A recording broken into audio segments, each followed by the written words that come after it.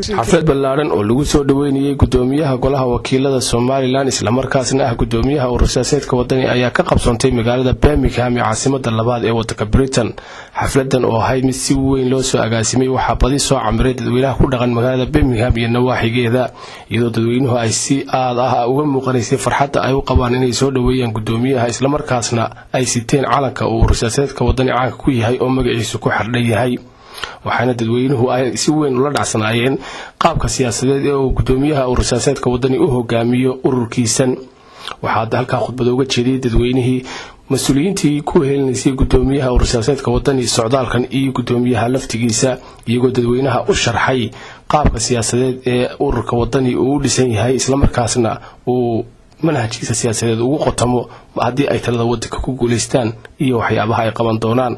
waxaa iyaguna xafladda ku sugnaa qaar ka mid ah siyaasiyiinta reer Somaliland oo ka soo qayb galay munaasabadan lagu soo dhaweynayo. mas'uuliyiinta halka ka hadashay ee dadweynaha la hadashayna waxaa hadaladoodii ka mid ahaa sida tan: marka waxaa qabanaysaa wixii laydinku darayo ayaa la eegayaa, balse oday iska soconayo oo ama magac title sheeganaya suldaan la yidhaahdo ama caaqilba la yidhaahda inaanu iska iman oo la yidhaahdo war dalka wixii loo qabanayay ka fikiro taa ka hadaltaas.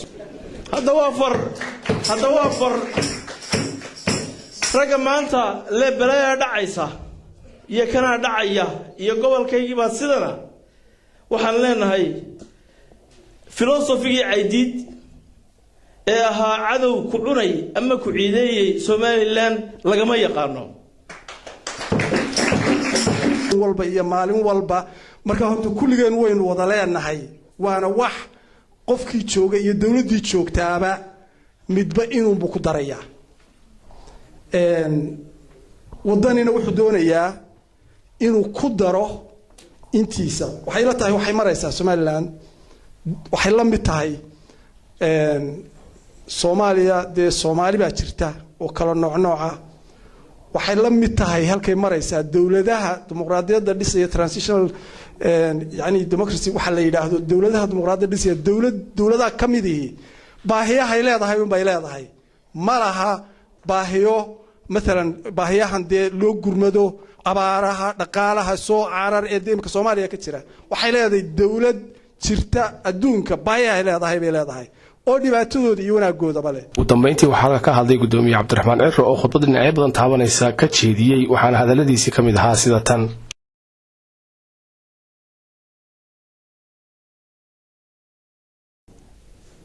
ama siyaasiyiinta Somaliland qaarkood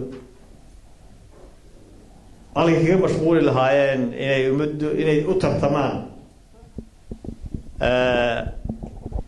si xora, halkay kaga mashquuli lahaayeen inay dadkooda u ololeeyaan si ay codka u siiyaan.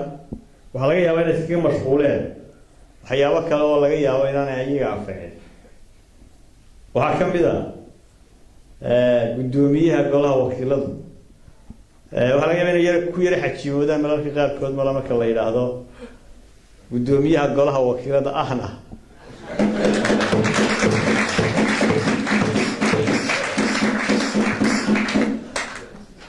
marka waxaan leeyahay labada xilba waxay ku yimaadeen si dimuqraadiya, waxay ku yimaadeen si sifaha dastuurka iyo shuruucda Somaliland waafaqsan. ninkii caashaqay kursiga gudoomiyaha golaha wakiilada waxaan kula talinaynaa marka hore inuu xildhibaan soo noqdo.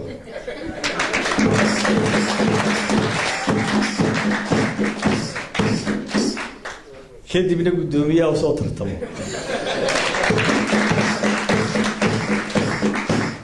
waa muwaadin haddii ilaahay u qoray ku guuleysanaya. nin waliba urur buu galay oo ururka wadanina gudoomiyihii shirweyne baa lagu doortay. marka hadduu doonayo gudoomiyenimada wadanina shirweynaha dambe ha sugo.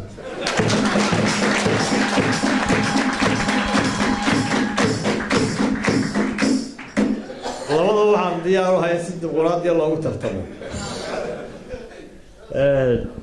horta gudoomiyaha baarlamaanka mar dambe u tartami maayo.